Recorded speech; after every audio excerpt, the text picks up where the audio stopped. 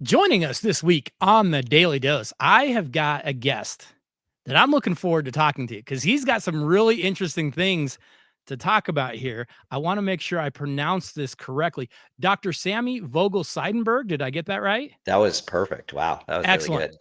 All right. Well, Dr. Sammy is a professor and faculty athletic representative at Dominican University in California, where he has spent years getting this next generation of athletes and sports leaders ready for whatever they're going to do in life. He's also a former NCAA head lacrosse coach and an assistant athletic director. He's got a big background in coaching, recruiting, sports administration. You know, I love that kind of stuff. But here's the stuff that really sets him apart that I can't wait to talk to him about. Because Dr. Vogel-Seidenberg recently completed his PhD in sports leadership with his dissertation titled The Role of Physicality in Professional Hockey. He examines the impact of fighting and hitting on gameplay, team dynamics, and success. Yes, I can't wait to break this down. If you've ever wondered how physical play influences how a team is playing, whether fighting still should be in the game today, yeah, we're going to drill down on all this. Dr. Sammy, welcome to the show. Thank you for joining us today on the Daily Dose. Thank you for having me. I'm really excited about it. Thanks for the kind introduction. And yeah, looking forward to talking about the dissertation and all the other stuff. It's definitely been a wild ride for sure. You've got some really, really interesting, things to talk about here. First Yeah. off, I want to get into this. Where did you grow up? Where are you from originally? Yeah, so I'm originally from the East Coast. I grew up in New Jersey. I was out there for about 14 years. And then in high school, family up and moved to Southern California. So changing lifestyles a little bit Oh, down, wow. I bet. going from wintry cold New Jersey to sunny, warm Southern California. So yeah, I was out there for a while, and then went to university up in Northern California and bounced around a bit with different jobs and careers. I was in Canada playing hockey a little bit. I was down in Southern California in the film industry for a little while, and then went into coaching and was in Pittsburgh and in Idaho before I ended up here in Northern California at Dominican. So where in Southern California were you? Where did you go to high school? I went to Westlake High School in Westlake Village. It's right, like if most people know Thousand Oaks. Yep. That tends to be the more popular area. Okay, I got you. What sports did you grow up playing? Did you play everything like a lot of us did, or were you kind of a hockey lacrosse guy, or did you kind of play anything? Yeah, no, I mean, hockey was my first sport. I started playing hockey when I was 3. That was kind of like the big passion for me. And I played pretty much everything else. Hockey and lacrosse ended up being like the final 2 that I did throughout, middle school, high school, and college. But I did, soccer and basketball and baseball. And I was big into the extreme sports as well. I was a skateboarder, snowboarder, surfer, all that stuff. But I never did football. That was one sport I didn't do. I did wrestling. I kind of tried it all. But if it ever started to conflict with hockey or lacrosse, it had to go. So I did cross country and track and field in high school. So I mean, I've done pretty much most sports except for football. As a hockey player, and I know we're going to talk kind of anything, but as a hockey player, what kind of player were you? What position are you playing? What were you on the ice? Yeah, for sure. So I started off playing offense. I was a left wing center.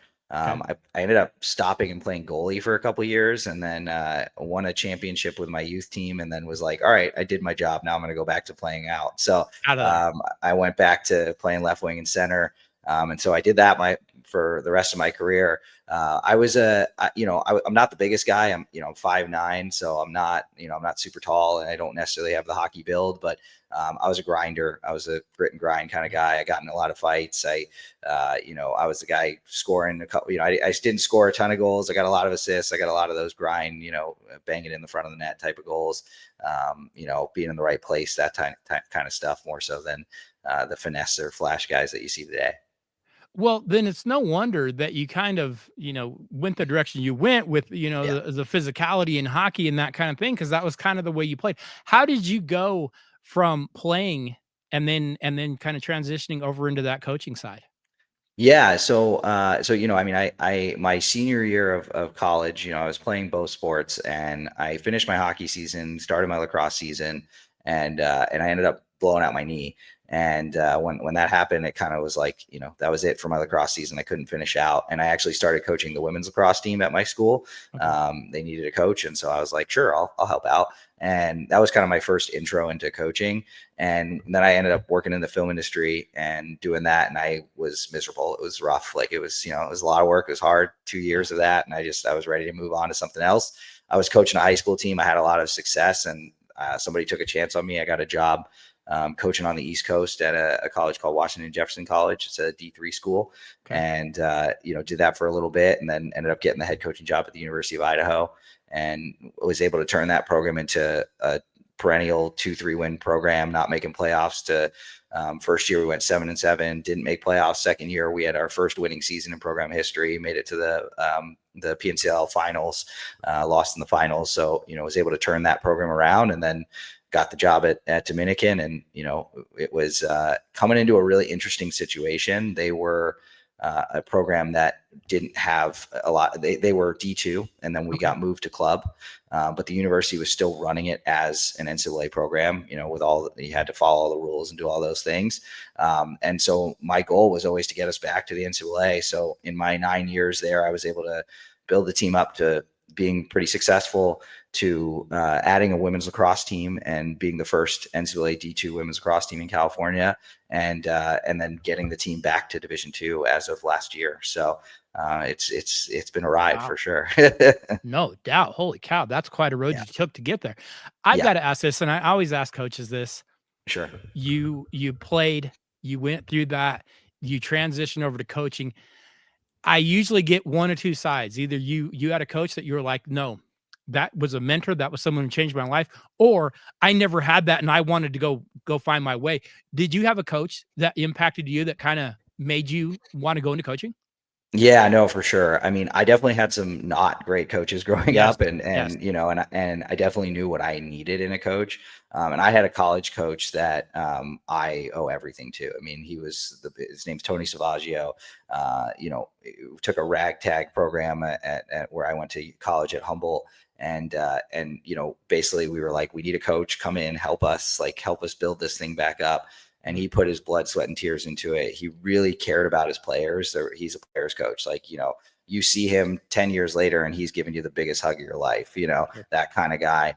And, just amazing, amazing man who, helped me really understand like what a coach should be, and building that type of relationship. And so for me, I don't necessarily know if that's why the reason I got into coaching, but it was definitely a big part of like who I am as a coach, and relationship building. And I always have loved sports, and I think that was just a part of my life. And I felt like I wanted to do a career in it, and coaching made sense to me. I feel like I want to learn. I want to study and learn a lot. And then, I love, leading young men. I mean, I think, the ability to be a leader and help these kids not just become, better athletes, but more importantly, better people. And that's always been what I've done as a coach is focused on, hey, I want them to be better people and better young men than when I got them. And that's more important than wins and losses in my mind. Absolutely, because at the end of the day, you're giving them lessons for life, and I know that's cliche, and I know people say that, but you really are. How many times do you go back even now and think back to something your coach taught you, maybe in middle school even, and you're going, I still follow that every single day. Yeah, that's what a good coach should do. Okay, I've got to drill down on this though, because you have a very unique outlook on the role of physicality. Now, I will say from my perspective, I was a high school basketball coach. I coached guys and I coached girls. We always said the more physical team is going to win. That's just how it is. People might not like that. That might offend some people that don't like that. Hey, most physical team wins. If you can do it within the rules of the game, most physical team wins. How do you view physicality, especially in the world of hockey, where physicality to me is huge? You go see that hit stat up there and you go, no, I can probably tell at least an idea who's winning this game. Totally. Yeah. I mean, I think it's so important. And that was really what I wanted to prove with my dissertation. And, whenever you're going into this type of research, you really have to come into it with like no opinion, right? Like that's what they tell you. Come in with no opinion and you'll see what happens. But of course, like I'm going to be biased a little bit because of my background and all that stuff. So it's hard to not have opinion, but I tried to do as much research as I could into what research has been done in the past. And what I was able to find is that most of the research done in the past on physicality and fighting and hitting in hockey was all statistical based. So they're strictly looking at the statistics and how it affects the game. And what's been found is that it actually doesn't help at all. And it almost hurts it because, you're taking penalties and there's all these things that go into that. That's what the statistics say. But at the end of the day, the statistics is only one piece of it. And when you're talking about something that impacts mentally and physically, you can't just look at statistics. So you're right. That was really where I was coming from and where the direction kind of went. And maybe I didn't necessarily expect it to go that way, was more of the mental aspect of the fighting and hitting and what it can do in different situations. So, I mean, I think it's super important. I think if it's done correctly, right? And like you said, like Sure. There's a piece of it when it comes to by the rules of the game, but I think even more than that, it's the sense of being able to do it in a way that makes sense, right? When we talk about fighting in hockey, there are two different styles of fighting, right? There's the stage fight, and then there's the organic fight, the thing that just kind of happens, right? And the stage fight is not influential at all. It doesn't help. It doesn't do anything, right? Agreed. But the as organic Colorado fight, Avalanche fans, we agree with you. right? Exactly. But the organic fight is what really makes a difference, and it's Yeah. the same thing with hitting, right? And because they're trying to limit those things, it's honestly made the sport more dangerous at times. And that was another piece that came through in the research as well, which was pretty interesting. That is interesting. I'm going to ask you right now. Can you drill down on that? Why is it more Yeah. dangerous when you don't have it? Right, totally. So when you look at it from the perspective of, fighting, let's look at that first off, right? So, with the QMJHL just banned fighting, right? So there's no fighting in the QMJHL anymore, and you have a ton of players who come from that league. That's one of the biggest feeder leagues to the NHL, right? You're not going to also be able to fight at the U.S. Hockey Development League, right?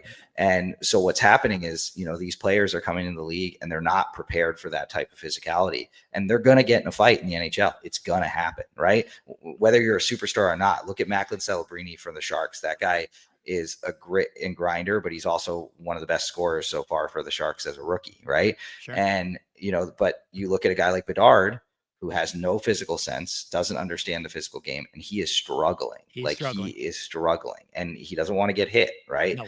And that makes a difference. And so when the fighting side of things, look, certain people fight, certain people don't. But when you don't have enforcers, everybody's going to have to fight at some point, right? You've taken out the enforcer role from the game. Yeah. It's gone. Ryan Reeves is in the AHL. There's no more enforcers in the NHL, right? The true role of it. Sure. So everybody has to fight now, right? And so you're gonna have guys who don't know what they're doing, and they're gonna get hurt. You look at Matt Rempe, who was huge last year, a sensation in the NHL, and people love him. But look at his face after a couple weeks of fighting. It was brutal because he had no idea what he was doing, right? And so that almost makes it more dangerous. And then in the fighting, the hitting aspect, when you know that if I turn my back and I get hit, I get this guy out of the game, right? If Connor McDavid is coming at me and I turn my back, I get Connor McDavid out of the game. Sure. So a coach isn't going to tell a player to do that, but it's one of those situations where it makes it more dangerous because these players are saying, well, if I can get somebody out of the game for an illegal hit, I'm going to do it, right? Of course. And then if they're not being hit in game at the younger ages, they don't know how to take a hit.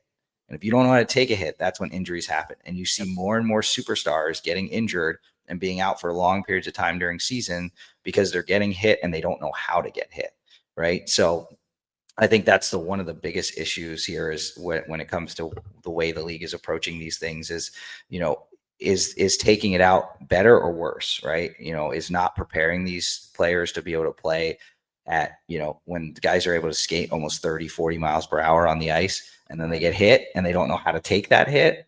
Yeah. It's really, really dangerous. And I agree with taking out hits to the head, like 100%, of course. 100%. Yeah. Yes. So, and to be fair, going back, the hits to the head, maybe they weren't frowned on like they are now, but even then you were like, hey, you went high. That's kind of dirty. So I think that's always kind of been the case. Obviously, with the way you view this, you look at the NHL, it still needs fighting, doesn't it? It still needs that 100%. Physicality. Yeah. Yeah. Yeah. And I know they're kind of trying to sweep that away, but you can't. Yeah, no, you definitely can't. And that's really what came through in this research, right? So I was able to interview 4 ex-NHL players, which was awesome. And then I was able to get questionnaires from 10 current NHL players. And not one of those players said that they believe that fighting should be removed from the game. Sure. And not one of them believed that hitting should be removed from the game. They all did agree that there was a sense of, that it's okay for these things to the rules are okay, right? Like the new rules and stuff are okay, as long as we're not like taking it out and making sure that these players are prepared when they get to this level. And I think that was a big piece, as well as the other thing that came up kind of organically and from the interviews and from the questionnaires was the idea of intimidation. That was a huge piece for me when it came to this research. I really wanted to hit on intimidation, and I didn't even have to ask questions on it. They brought it up on their own. And so for me, that was a big piece and a big eye opener, that intimidation as a psychological tool in hockey is even more important than the actual fighting or hitting. Knowing that you're playing a more physical team makes you play differently, makes you grip your stick, right? Knowing that you're have to deal with a fight or somebody who's going to fight in a game makes you play differently. And in that there were guys who were talking about that. They were like, I was a goon. I didn't even have to fight. I would just talk. I would just walk by the locker room and be like, I'm coming for you. And that was enough for them to grip their stick and make that mistake, right? You see those guys make, like, defensive players got his stick in the corner and he sees someone coming full speed from behind him and he throws it. And it's like, what is he doing? He's afraid that he's about to get lit up, right? And so, that was a big piece as well. So you discussed a little bit about the psychological effects of that physicality of knowing. What about the guys that's bringing the hit? What about how's this, what are the psychological effects of the guy? Hey, I am kind of the enforcer. I am going to come out and light you up. Yeah, totally. No. And the big, talking to those guys, like, it's always fun, right? Because like they just have such a perspective on the game that you don't even think about. Like, I had one guy I talked to who went off on a little tangent about the equipment. He's like, the equipment's too big. Like, we need it to be smaller, because if I'm hitting somebody with a Kevlar elbow cap to the head, of course he's going to get knocked out. But if I was hitting them with a little soft leather pad like I was used to, he's not going to get knocked out. So I was just like, that's awesome. I love that. He's not wrong. I've always said, if you want to eliminate the head hits in the NFL, make those helmets leather again, and they'll stop hitting with their head. Right. Totally. You could do it. Yeah. No. And so, I mean, I love that idea of like equipment being an issue, right? So that was one of the things that came up. And then I think too, from them, for their perspective, like, they understand that the enforcer role has just changed now. Like, you have guys out there who can play hockey and can still fight, Garnet Hathaway on the Flyers. And, there's a couple guys on the Blue Jackets who play that way, things like that, even, they can play hockey and they're good at hockey and they're fast, but they still can play the physical side. You need that. Every team has it. Every team needs it. Every team wants it. Right.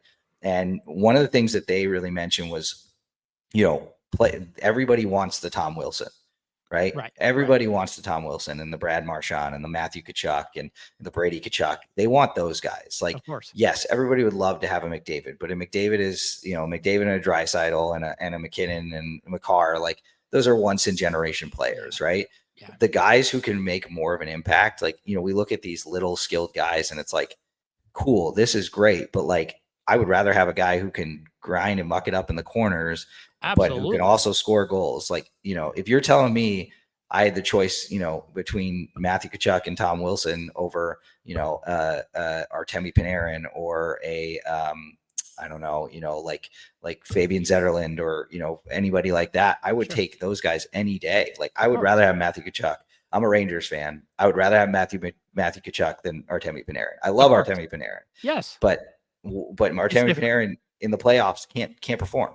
Yeah. Matthew Tkachuk can't, right? And you see it with teams like Carolina, right? That was a big one that everybody talked about, is like, this is a team full of like mediocre players with nobody with grit and grind, and it's all kind of skill based. Yep. You just can't win that way. And they're look at the last few cup winners, it's all physical teams and guys who can grind. You talked a little bit about this already, but in your research, enforcers have transitioned now to guys that can skate. Are we ever going to have enforcers again? I look at football and say, you remember the big hitting safety? Yeah, those don't exist anymore. That's a dinosaur. Are the enforcers dinosaurs now? Have they changed so much they're unrecognizable? Yeah, I think it's more of what you just said there. It's that they've changed so much that it's almost unrecognizable, right? Like, Ryan Reeves was kind of the last of them. Like, Yeah. there's other guys who, I mean, Foligno is a grit and grind kind of guy.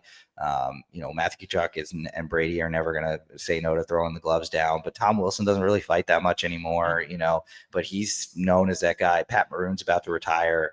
So, you got a couple other guys who kind of can play that way, but they're also relying on them to score goals. So it's like, they're more of the Bob Probert type, right? And I think that's what we're going to see. We're going to see a lot more Bob Probert than we are Ty Domi and Ryan Reeves and Derek Bugard and those guys. Like, we're going to see a lot more of the guy who can put up 20, 30 goals a season, but can also, punch somebody's lights out, right? Or you're going to see fourth line guys like Matt Rempe and Barclay Goodrow and those kind of guys who, will muck it up and will grit and grind, and will not score a lot of goals, but they got to be able to skate and they got to be able to keep up with the pace. And I got to be able to put my fourth line out against the first line and they can still succeed. Right. So the enforcer role, I think it's just changed. It's not necessarily that it's gone. It's gone. It's changed with the times. Yeah. It's a faster, more skill-based game. And because of that, you need to have physicality, but you need to have it in the right way that can fit into what the game is now. Right. But, I hope that role never goes away. It gave so many guys a chance to play in the league that probably never would have had a chance to play in the league. And I think that's one thing that's really cool about the NHL. So I hope it doesn't go away completely. But I think as long as you have superstars, you're going to have somebody to protect them. No, you are. I've got to ask this. It's completely subjective. This is typical dumb sports talk stuff. Okay. All right. Pound for pound, who's your guy? Who's your fighter? Who's the guy? If you get one fighter to put on your team all time. Oh man.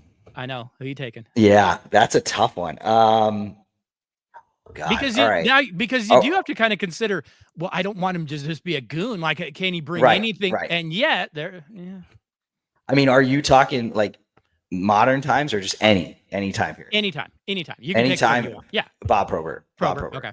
Yeah. I mean, scariest guy on the ice, 100%. Like nobody wanted to fight him. Yeah. He ran the league for years, and he also won games and scored goals and was an incredible player. I mean, I would say Bob Probert. It's just no question. I mean, if I just want somebody to go out there and, beat the living crap out of somebody, Derek Bugard.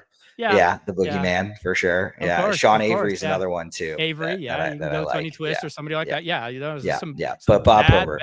Okay, I got you. I completely understand. Okay, here in Denver, got a pretty good hockey program going. University of Denver. You're a college guy. What are the key differences between coaching at that collegiate level as opposed to the NHL? Yeah, totally. I mean, I think the biggest thing is, again, they're adults. Like, where in college you're really coaching, you're coaching them when they're still teenagers, right? You get them at 18, and especially in hockey, you get them maybe 18, 19, and then they're in the show, right? So like, you don't necessarily get to work with them in their 20s. And so you're really trying to mold them and help them, grow as young men, especially when they're possibly going to go to the show right away out of college after maybe a year or two. You want to get them prepped as possible to be able to handle what's coming at them, right? And that's why you see a lot of these teams now taking these 18, 19-year-olds and having them stay with former players. You see it here in San Jose. Like, I see it all the time. Celebrini's living with Thornton and Will Smith is living with Marlowe. It's like, that's the best education you're ever going to get right there to play in the NHL. Yeah, right. And so, but I think the biggest difference is, again, they're professionals. I mean, these are people that have families, they're adults, like they make their own decisions. So it's really hard to be, you see it. There are some coaches who are truly player coaches that have a lot of success in the professional league, but you need in the professional level, it's hard to be that player's coach, right? Because again, they've got agents, they've got contracts, they've got money, they've got families. Like, so where is where in college, like, it's just you, like, you're their parent. There's nobody else there. Right. Like, so it's very different in that sense. It's a lot more rah than it is like, X's and O's, which is, I always say in my job as a coach, coaching was maybe 5-10% of my job. Right. There was a lot more that went into it than that. I mean, the rest of it is administration and mental health and all that. There's all if you that could stuff just that do the comes with it. coaching part of it, if you could just do that, that's the best job in the world. It's the other stuff that wears on you. It's the other stuff that kills you for sure. Yeah, that's the fun part. Yeah. When you're looking at college hockey, the travel, the time on the road, the time that you got, how are you staying on top of academics and that kind of, how are you balancing that? It's not like a football game you play on Saturday and that's it. You guys are traveling, you're playing multiple times a week. How do you balance that? Yeah, I mean, it's a really good question, especially in my role now, right? So because I'm a faculty athletic rep now, so my sole job is to make sure that our students are succeeding in the classroom, our student athletes are succeeding in the classroom. So, I think it really depends on the university. I think the biggest thing that you have to have is a supportive faculty. You have to have a good relationship between athletics and faculty because they are leaving a lot. I mean, for example, we in my university we have a conference where we play in Hawaii, so they're gone for 2 weeks at a time to go to Hawaii and play games. Sure. They're gone. Our golf teams, they miss Monday and Tuesday almost every week for golf because they're traveling for tournaments. Like it's just the way it is. So, for us, we proctor exams on the road or back at the campus after they come back. I really push our students to get their work done before they leave. Be ahead of the game, don't fall behind. And usually, we've won our conference academic award. I think it's 11 of the last 14 years. So we've really done. The guy who was in my role before me, his name, shout out to Dr. Leeds. He was amazing at his job. He was one of the best VARs and one of the best people. And he did a great job of really setting the culture of like, you need to communicate with your professors. You need to make sure you're catching up and staying up on all your work. You need to make sure that, if you're missing, you're doing it all. And, and we've seen that the students who succeed do all that. The ones who struggle, they don't. And it's hard. I mean, a lot of these teams are traveling all the time and they're gone for long periods, long stretches. But, you really just have to make sure that the coaches are following through on the academics as much as the players, right? Sure. Are you doing study hall on the road? Are you getting all that work done? It's just so imperative. I've got to ask. I wasn't prepared to ask this question. What in the world is the ice like in Hawaii? How in the world is that just slush? That's got to be the slowest ice you've been on. Yeah, it's not great. It's not great. But if you close the doors tight enough and you make it cold enough, any ice will be all right. It'll work. You are. Yeah, It'll I'm work. in California. I know. Like hot no, you're days, right. The right. ice is going to be brutal. Oh so, yeah. Yeah. Oh yeah. No, the driver's gonna get his gas mileage in that night because he's got a lot of work to scrape off. Yeah. And I know that, and this, we probably depend on it too much, but with all of your research and all the things you've done, let alone playing and coaching, and you're immersed in it. I know that we like to follow his analytics. I know that so many times we're probably too wrapped up. What do they say about the physical play? What do the analytics actually say? That's definitely a big piece that I did a lot. So like in the section of the dissertation, you always do a literature review. So I talked a lot about that in the literature review where, the statistics say that the physicality, the hitting is important. Like, they recognize that hitting is important. Okay. But again, as long as you're doing it legally and in the right way, it's good. As soon as it's an illegal hit, it's so detrimental to the point where you tend to lose games because of it. Right. I'll say that part of my research was I watched games. So I watched and actually tracked 4 games, but I of course watch more than that. And what I noticed is that the team that was more physical and the team that had the fight won the game in all 3 instances of the games that I watched.